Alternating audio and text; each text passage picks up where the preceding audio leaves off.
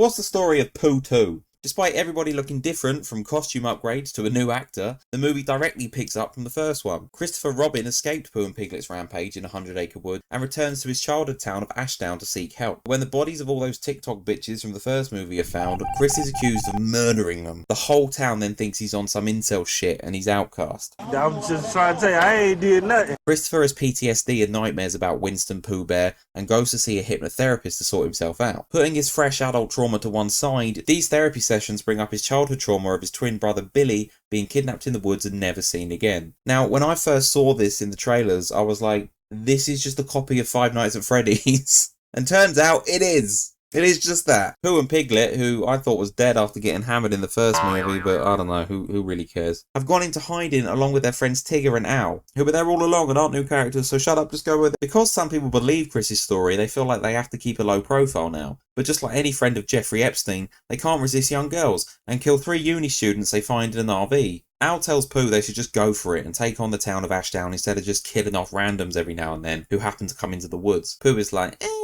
maybe. But when some hunters come along and want to make a bacon sarnie out of Piglet and Pooh goes apeshit and kills them, he's then like, you know what, Al? You're right, let's hit the town. We're ready for a night out on the town! Chris finds out one of these hunters actually survived, so he goes to the hospital to be like, hey, can you back me up and tell the world that they're all real? But randomly, it's the hospital janitor he starts talking to, who tells him that he used to work for some evil doctor who forced him to kidnap kids in the town, so that this Dr. Evil could use them as lab rats for experiments with animal genes.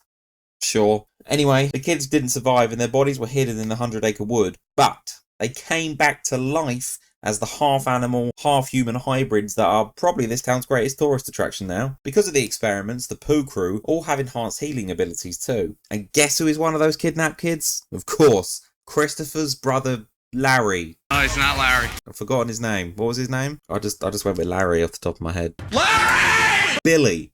Christopher's twin brother Larry. A.K.A. Billy. And guess which creature Billy came back as?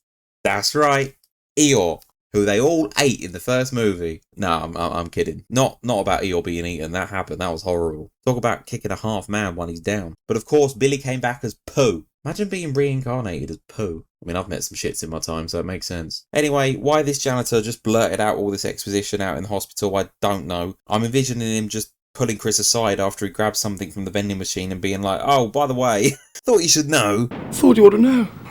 And then he unalives himself, there and then, out of guilt, apparently. I mean, dying at work is smart for your family and all that with insurance, but Christopher's probably going to be done for this murder too.